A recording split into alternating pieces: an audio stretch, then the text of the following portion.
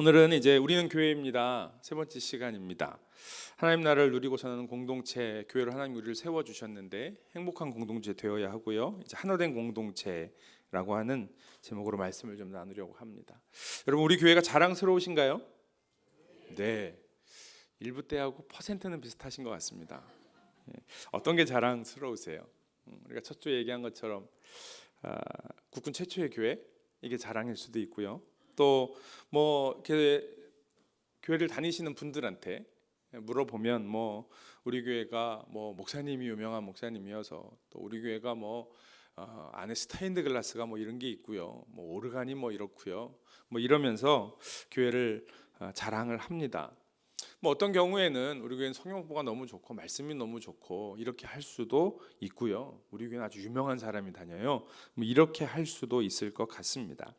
뭐 그럴 수 있어요. 그게 자랑일 수는 있는데 이렇게 질문을 하면 좀 달라질 것 같아요. 우리 교회가 자랑스러운 이유는 그건데, 그러면 나는 우리 교회에서 어떤 것들을 원하는가? 나는 우리 교회에서 무엇을 공급받기를 원하는가? 무엇이 필요한가라고 질문을 해보면 조금 다를 것 같아요. 저는 최초의 교회가 필요합니다. 그래서 저희 교회 나오시는 분들은 없으실 것 같아요. 두 번째 교회도 저는 마음에 안 듭니다. 뭐 이러시진 않을 것 같아요. 그냥 무엇이 나에게 필요한가라고 하는 거죠. 책을 하나 소개시켜 드릴게요. 화면에 보이시는 책인데요, 켄 블랜차드라고 하는 목사님이 쓰신 사랑으로 소문난 교회라고 하는 책입니다. 동화입니다. 동화책. 뭐 이렇게 실제적이거나 아니면 무슨 신앙서적 신앙의 어떤 이론들을 얘기하는 게 아니고요, 동화책입니다. 동화책인데 이 책의 내용은 어느 한 교회에 아주 뭐 열심히 사역을 하고 계시는 목회하시는 한 목사님이 어느 날 한 통의 편지와 누가 보내는지 모르는, 그리고 전화를 받습니다. 이제 그러면서 이 목사님이 스스로의 목회와 사역에 대한 고민이 시작이 되고요. 그러면서 본인의 사역과 목회가 탈진도 됐고 또 바닥이 드러났음을 스스로 깨닫게 됩니다.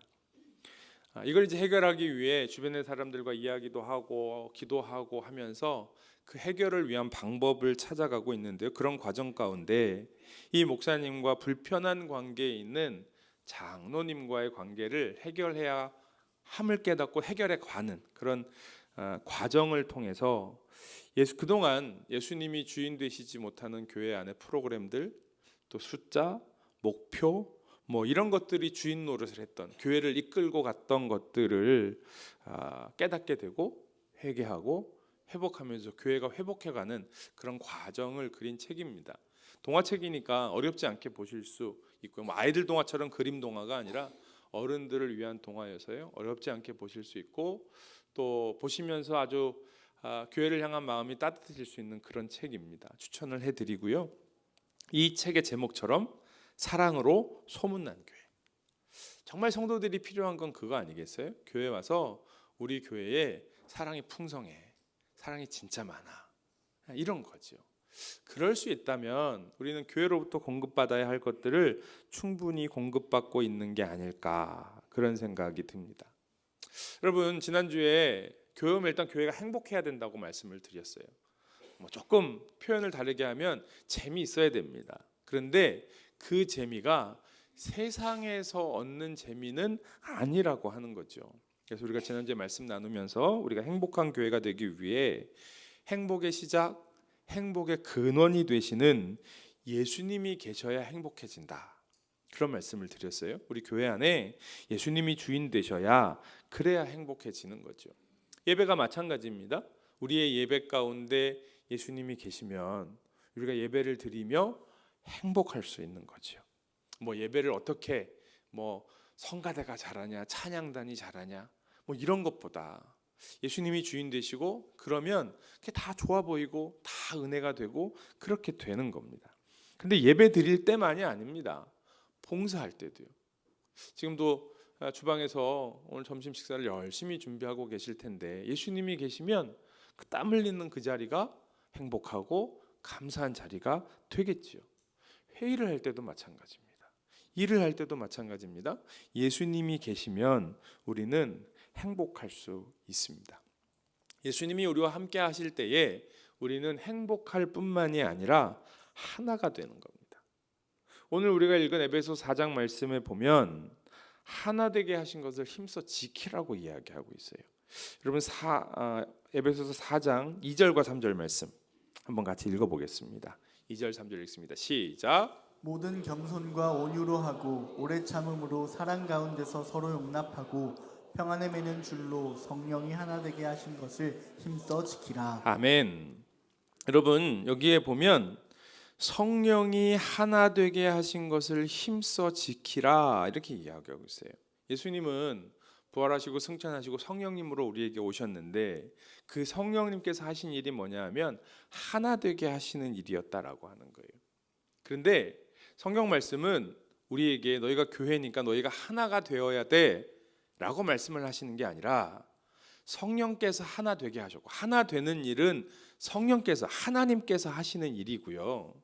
우리가 하는 일은 성령께서 하나 되게 하셨으니 그것을 깨달아 알고 지키는 일이라고 말씀을 하고 계시는 겁니다.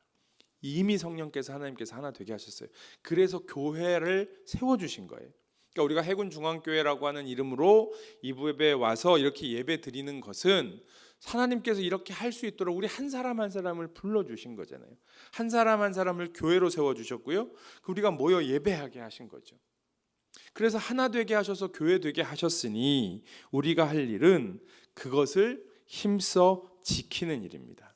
그런데 그렇게 하기 위해서 4장 1절 말씀에 보면요. 한번 보여주시겠어요?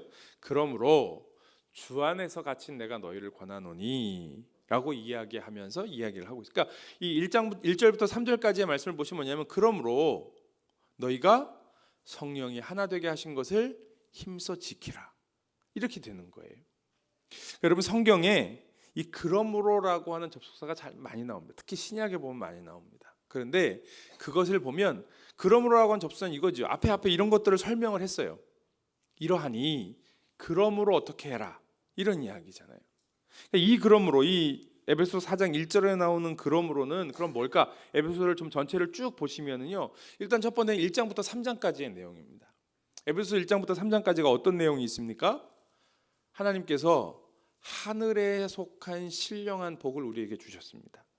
세상의 복이 아니라 그것과는 비교할 수 없는 하늘에 속한 신령한 복을 우리에게 주셨고요.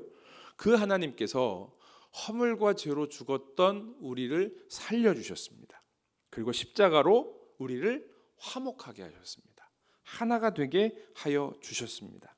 그래서 하나님은 우리로 하여금 우리가 하늘의 비밀을 알게 하셨고 그리고 하나님의 사랑이 얼마나 크고 놀라운지 그 높이와 깊이와 넓이가 얼마한지를 깨닫도록 하여 주셨습니다. 이게 1장부터 3장까지 나오는 내용. 그러니까 뭐 쉽게 정리하면 이거예요. 하나님이 우리를 얼마나 사랑하시는데요. 그래서 우리를 구원하셨다고요. 그리고 그러므로 하나님이 그런 사랑, 태초부터 계획해 놓으신 그런 복, 그런 은혜를 우리에게 주셨기 때문에 그러므로 너희가 하나 되게 하신 것을 힘써 지키라 이런 이야기입니다. 그러니까 그리스도인의 삶은요 그러므로의 삶입니다. 말씀드린 것처럼 성경은 이 그러므로라고 하는 접속사를 되게 많이 써요. 특히 바울이 그렇습니다. 근데 무슨 얘기냐면 이 그러므로 앞에는 다 뭐가 나왔냐면 하나님이 하신 일을 얘기하고 있어요. 하나님이 우리를 구원하신 일, 하나님이 우리를 사랑하신 일, 하나님이 우리에게 베풀어 주신 은혜가 무엇인지를 쭉 얘기를 해요. 그리고 나서 뭘 얘기하냐면 그러므로 뒤에는 뭐냐면 이에 합당한 삶을 살아라. 부르심에 합당한 사람, 은혜에 합당한 삶, 사랑에 합당한 삶을 살아야 한다라고 이야기하고 있습니다. 우리 그리스도인들의 삶이 그러므로의 인생이라고 하는 뜻은 무슨 얘기냐면 우리가 구원받기 위해 또 하나님의 은혜를 누리기 위해 하나님의 사랑을 얻기 위해 잘 살아야 되는 게 아니라 그렇지 않습니다. 그게 아니라 하나님이 우리를 사랑하셨고 구원하셨고 은혜 주셨기 때문에 내가 받은 사랑과 은혜에 합당한 삶을 사는 겁니다. 그러므로 이렇게 살아가는 거죠. 이게 그리스도인의 삶입니다. 우리가 이게 뒤집어지는 경우가 되게 많아요. 요즘 뭐 흔히 유튜브나 같은 데도 뭐 그렇고 인터넷도 보면 그런 얘기 많이 들으실 텐데, 한국 교회 신앙이 구원파랑 비슷하다는 이야기를 자꾸 해요. 우리가 구원파를 이단이라고 해놓고도 그게 뭐냐 하면 결국은 이 얘기예요. 이단들은요, 아니면 세상은요, 당신이 사랑받고 은혜받고 복받기 위해서 이렇게 해야 된다고 이야기한다고요. 그래서 그렇게 하기 위해 열심히 노력하는 거죠. 근데 아니에요. 왜냐하면 내가 열심히 노력해서 그에 대한 대가로 받는 건 은혜가 아니거든요. 감사가 아니거든요. 좋을 수는 있습니다. 근데 그건 항상 비교가 돼요. 옆에 있는 사람께 훨씬 더 많아 보이는데, 저게 훨씬 더 좋아 보이는데, 이렇게 되는 거예요. 그러므로의 인생은 뭐냐면 그게 아닙니다. 하나님이 이미 나에게 베풀어 주신 사랑, 은혜, 축복이 무엇인지를 깨닫고 나니 너무 감사한 거죠. 너무 감사한 거예요. 그런데 그 하나님이 그걸 왜 주셨나를 봤더니 우리가 행복하기를 바라시는 거예요. 우리가 하나 되기를 바라시는 거예요. 우리가 거룩하기를 바라시는 거예요. 그러니까 그게 되는 겁니다. 받은 은혜가 있으니까요. 은혜를 이렇게 주셨는데 제가 어떻게 그렇게 안 살겠습니까? 예, 그 정도는 제가 살겠습니다. 어려운 일 아닙니다. 뭐 힘든 거 하라는 것도 아닌데 감사하라는 건데 할 수 있습니다. 이게 그리스도인의 삶이라는 겁니다.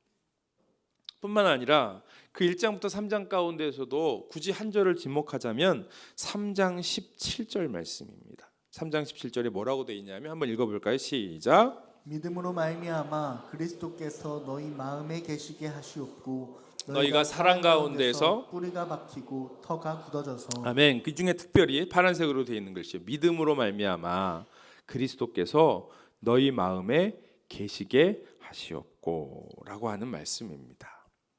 예수님이 우리 마음에 계심을 정말 알게 되면 우리의 인격이 달라지고 우리의 삶이 달라질 수밖에 없습니다. 예수님께서 우리의 마음에 계신다는 거예요. 내 마음 안에서 내 마음과 생각이 무엇을 하고 있는지를 보고 계신다고요. 그러면 우리 안에 있는 그 욕심과 또 염려와 두려움과 미움과 이런 것들을 그냥 두실 거냐고요. 아까 신방 말씀드렸는데 요즘은 가정신방 잘 목사가 가기 싫어서 안 가는 거 아닙니다. 부담스러워하셔서 안 가는 건데 뭐 부담스러워하시는데 제가 막 굳이 쳐들어갈 마음은 없는데요. 신방을 가정신방을 이렇게 다니다 보면 남자분들이 되게 좋아하셔요. 갔다 오면 오늘 목사님 오셨는가 보다. 집이 엄청 깨끗해졌네. 저도 저희 집에 성도님들이 오시는 걸 되게 좋아합니다. 저희 집이 깨끗해져요.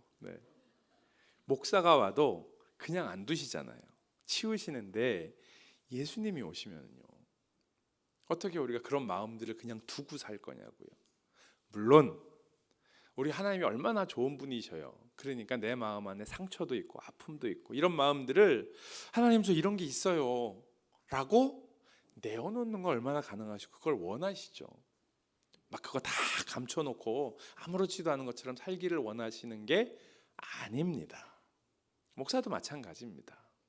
그러나 그것들을 그냥 하나님이 원하시는 거 아니고 또 치워버리면 되는 건데 굳이 붙들고 살아갈 수가 없는 거죠. 그러니까 여러분 여기 이 말씀에 2절과 3절 말씀에 겸손하라, 온유하라, 오래 참으라, 사랑 가운데 하나가 되라, 서로 용납하라 라고 말씀하시는데 이거는 내가 열심히 노력해서 그렇게 하라는 말씀이 아닙니다. 그러면 하는 사람과 못하는 사람이 생겨요. 하나님 앞에서 잘하는 사람, 못하는 사람이 생기는 거예요. 근데 하나님은 그렇게 보지 않으십니다. 그런데 예수님을 바라보는 일, 예수님이 내 마음에 계시는 것, 그것을 깨달아 알고 인정하는 일은요, 이건 우리가 반드시 해야 되는 일이죠. 우리가 어떤 마음 가운데 있는지, 또 사랑하고 용서하고 하나가 되는 일을 못하는 거는 하나님이 책망 안 하신다고요. 그걸 뭐라 하신 적은 한 번도 없어요. 근데 뭘 가지고 뭐라 하시냐 하면 예수님이 내 안에 계시는데 그걸 인정하지 않는 일이요. 그걸 받아들이지 않는 것은 하나님께서 용납하실 수가 없는 일이에요. 예수님을 바라보면 겸손하게 되고 온유하게 되고 오래 참게 되고 사랑 가운데서 서로 용납하게 되고 모이면 하나가 되는 겁니다. 여러분, 그래서 그걸 하기 위해 기도하고 성경 공부하고 신앙생활 하는 겁니다. 왜냐하면 저절로 되지가 않아요. 어렵습니다. 하려고 하는데 잘 안 됩니다. 왜 그러냐 하면 예수님이 내 마음에 계시다라고 하는 것, 하나님이 내 인생의 주인이라고 하는 걸 자꾸 잊어먹으니까, 정말 필요한 그 순간에 그걸 자꾸 잊어먹는 거예요. 왜냐하면 여러분, 예배 시간에는 우리가 싸울 일 없잖아요. 그러니까 이 시간에는 기억하고 있는데 예배를 마치고 가정으로 돌아가시고, 아니면 뭐 부서에서 회의를 한다든지, 아니면 또 직장으로 가셔서 일을 한다든지, 막 그때 정말 예수님이 필요한 거거든요. 아, 예수님이 내 마음을 계시지, 예수님이 주인이시지, 우리 가정의, 부대의, 직장의 예수님이 주인이시지, 이걸 알면 한번 지난 한 주간만 생각해 보세요. 내가 어떻게 그런 생각을 할 수 있냐고요. 내가 어떻게 그런 결정을 할 수 있냐고요. 내가 그렇게 하지는 않지만 내가 어떻게 그런 욕심을 부릴 수 있냐고요. 내가 어떻게 그 사람을 향하여 그런 마음을, 혹은 그런 말을 할 수 있냐고요. 생각 못한 거죠. 예수님이 주인이라고 하는 걸, 하나님이 주인이시라고 하는 걸 그때 잊어먹은 거예요. 그래서 열심히 하나님이 우리의 삶 가운데 일하시는 것을 볼 수 있어야 합니다. 이게 은혜입니다. 이게 은혜입니다. 하나님이 내 안에 일하시는 것들을 보는 것. 그래서 열심히 예배 드리는 거예요. 주일날 한번 예배하고 안 되는 게 그거예요.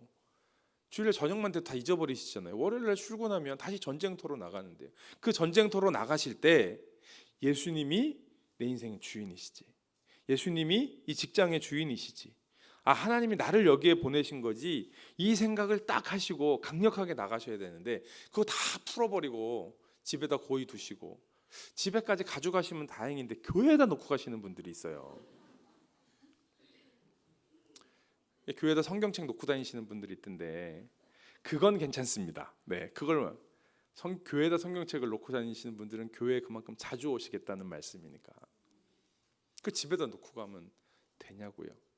딱 가지고 가셔야지. 여러분, 그래서 하나님의 일하심을 볼 수 있어야 됩니다. 이게 능력입니다. 지난주 금요일 날 마가다락방 기도회 때 우리가 이 찬양을 했어요. 전능하신 나의 주 하나님은. 아마 찬양 잘 아실 텐데, 보통 목사님들이 설교하시면 이 찬양을 다 이렇게 부르면서 설교를 하시던데, 저는 그럴 자신은 없고요. 그냥 읽을 겁니다. 읽을 거니까 아실 테니까 상상을 하시고, 저 찬양이 뭔데, 혹시 그런 분이 계시다면 예배 마치고 유튜브를 찾아보십시오. 근데 이게 후렴의 가사가 이렇게 돼 있어요. 주의 말씀 의지하여 깊은 곳에 금을 던져. 그렇게 반복이 돼요. 주의 말씀 의지하여 믿음으로 금을 던져. 이게 성경 말씀은 아닌데요. 이게 뭐 그래도 찬양의 가사니까, 그리고 하나님과 상관없이 막 어떤 사람이 자기 마음대로 한 게 아니어서 이 가사를 가만히 보시면 주의 말씀 의지하여 똑같아요. 근데 깊은 곳에 금을 던져, 믿음으로 금을 던져, 그런단 말이에요. 그러니까 무슨 얘기냐면, 깊은 곳에 그물을 던진다는 건 어떻게 한다는 얘기예요? 믿음으로 한다는 거예요. 또 우리가 믿음으로 그물을 던진다는 건 어떻게 한다는 거예요? 깊은 곳에. 내 경험으로, 내 생각으로는 거기다 금을 던져봐야 소용없을 것 같지만, 그럼에도 불구하고 주님이 말씀하셨기 때문에 내가 거기에 그물을 내리는 것이 믿음으로 그물을 내리는 거예요. 그러니까 주의 말씀을 의지하여 우리가 믿음으로 깊은 곳에, 내 상식과 경험에 맞지 않는 그곳에 그물을 내리는 겁니다. 이게 믿음입니다. 그리고 그 다음에 나오는 가사가 뭐냐 하면, 오늘 그가 놀라운 일을 이루시는 것 보라, 믿는 자에게 능치 못함이 없네. 믿는 자에게 능치 못함이 없다라고 하는 건 뭐냐 하면, 오늘 하나님께서 나의 삶 가운데 놀라운 일을 행하시는 것을 보는 겁니다. 오늘 하나님께서 나의 삶 가운데 놀라운 일을 행하시게 하는 게 아니고요, 그건 하나님의 영역이에요.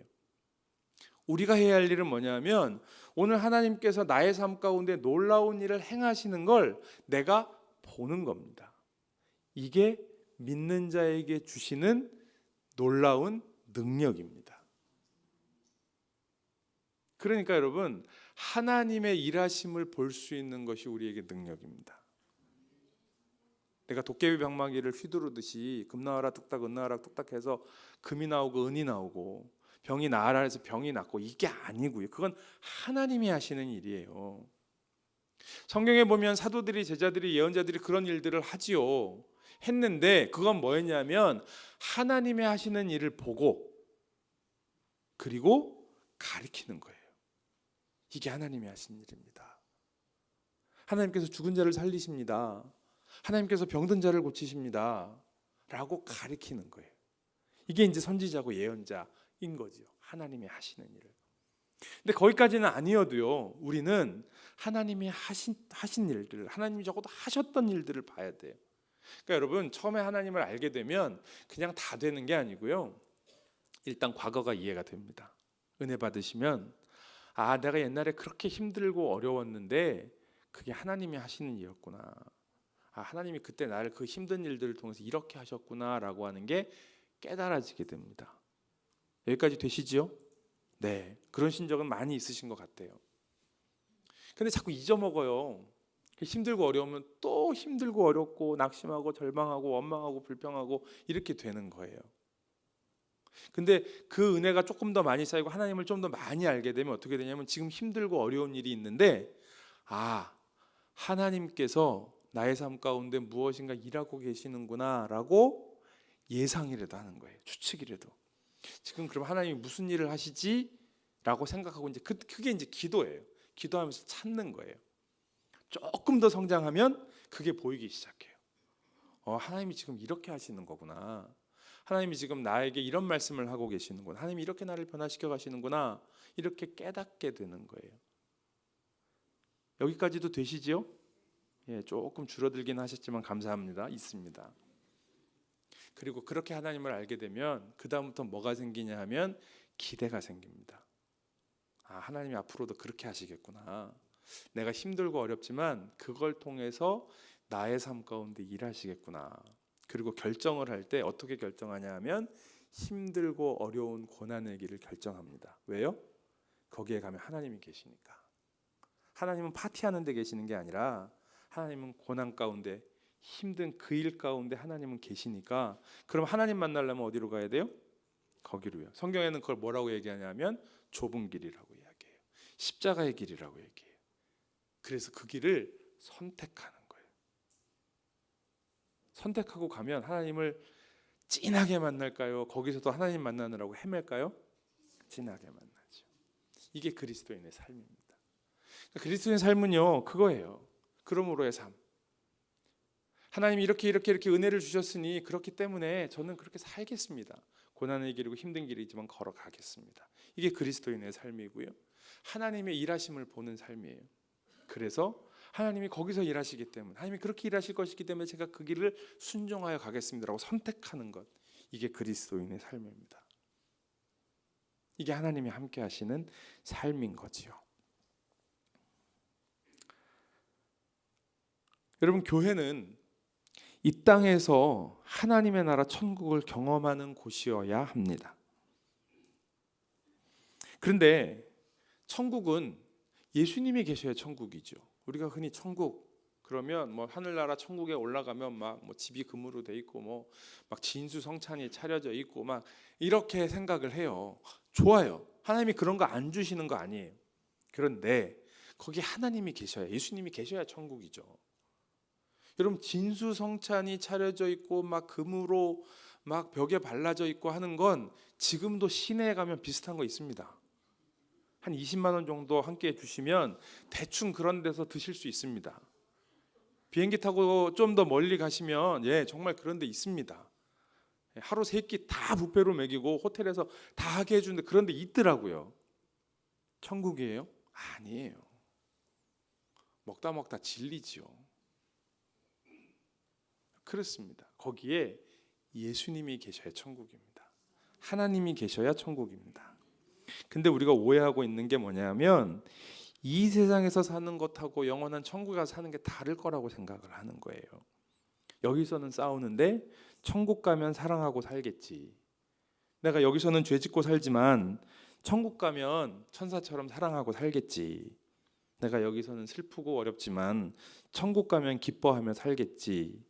내가 여기서는 찬송 잘 안 부르지만 천국 가면 찬송만 하며 살겠지. 아닙니다. 여기서 그렇게 못 살면 천국 가서도 그렇게 못 삽니다. 여러분 하나님 앞에서 어떻게 싸우고 죄짓고 우울할 수 있겠어요? 그럴 수 없잖아요. 근데 하나님이 여기 계시면, 예수님이 여기 계시면 우리가 그렇게 못 사는 거죠. 그러니까 여러분 따라합시다. 여기서 사는 대로 천국 가서 삽니다. 천국 가서 삽니다. 네. 그럼 여기서 천국처럼 못 살면 천국 가서도 그렇게 못 삽니다. 여러분 여기서 고난이 없다는 얘기가 아니에요. 슬픔이 없다는 얘기가 아니에요. 다툼이 없다는 얘기가 아니에요. 아직 완성되지 않은 하나님의 나라이기 때문에 그렇습니다. 그러나 이미 하나님의 나라가 임했기 때문에, 이미 교회로 우리를 세워주셨기 때문에 우리는 그 안에서 하나님의 나라를 누리며 사는 거예요. 찾아서 누리며 사는 거예요. 아, 이게 하나님의 나라지, 이게 하나님의 나라지. 하나님의 나라 아닌 것 가지고 괜히 힘들어하지 마시고요. 하나님의 나라만 찾으시라고요. 많이 주셨을까요? 조금 주셨을까요? 많이 주셨어요. 여러분 하나님의 나라, 하나님이 하시는 일을 보는 거라고 했잖아요. 하나님께서 지난 한 주간 우리의 삶 가운데 일하셨을까요? 안 하셨을까요? 하셨겠죠. 많이 하셨을까요? 조금 하셨을까요? 많이 하셨겠죠. 몇 개나 하셨을까요? 엄청 하셨을 거예요. 그럼 몇 개 하나님이 하신 일을 보셨어요? 숫자로 따지는 일 되게 유치해 보일 수 있지만 저는 우리의 신앙이 어리니까 좀 유치해야 될 것 같아요. 아마 하나님과 가깝게 막 매일 기도하고 말씀 보고 묵상하고 하나님을 누리고 이렇게 못 하시는 분들일수록 하나님이 엄청 바쁘셨을 겁니다. 어떻게든 하나라도 보여줘야 되니까 얼마나 하나님이 내 삶 가운데 일을 많이 하셨겠어요. 못 보는 거죠. 천국이 아닌 거예요. 그러나 이미 나의 삶은 천국입니다. 천국을 지옥처럼 살아가지 마시고 깨어진 세상 가운데 천국을 누리며 살아갈 수 있기를 바랍니다. 그래서 마태복음 7장 21절에 나더러 주여 주여 하는 자마다 다 천국에 들어갈 것이 아니요. 그 다음 읽읍시다. 시작. 다만 하늘에 계신 내 아버지의 뜻대로 행하는 자라야 들어가리라. 아멘. 그러니까 여러분 하나님 아버지의 뜻대로 행하는 사람이 천국을 누리는 겁니다. 이미 천국에 있는 거지요. 그러니까 여러분 지금 여기서 사는 대로 천국 가서도 삽니다. 예수님은 천국 가서 만나는 분이 아니라 지금 여기에 나와 함께 하시는 분이셔요. 그러니까 예수님이 내 마음에 오셨으니까요. 그러니까 하나님 앞에서 할 수 없는 일은 여기서도 못하는 거고 천국 가서도 못하는 거예요. 하나님 앞에서 내가 해야 할 일은 여기서부터 하는 겁니다. 그게 바로 그리스도인들의 삶이죠. 여러분 우리는 본질적으로 이기적인 존재입니다. 진정한 사랑을 할 수가 없습니다. 그런데 예수님을 바라볼 때 사랑하고 하나가 되어 가는 것이지요. 이게 교회의 영광입니다. 그리스도인의 영광이 뭘까요? 하나님이 우리에게 주신 그것을 우리가 진짜로 경험하고 진짜로 누리고 진짜로 인정하는 거죠. 우리를 하나 되게 하셨으니 그것을 힘써 지켜 나갈 때에 우리는 교회의 영광을 경험하고 드러내게 된다라고 하는 사실이에요. 에스겔 11장 말씀이에요. 11장 19절 말씀인데요. 한번 보겠습니다. 같이 읽으게. 19절만 읽을게요. 시작. 내가 그들에게 일치한 마음을 주고 그 속에 새신을 주며 그 몸에서 굳은 마음을 제하고 부드러운 마음을 주어서 그랬습니다.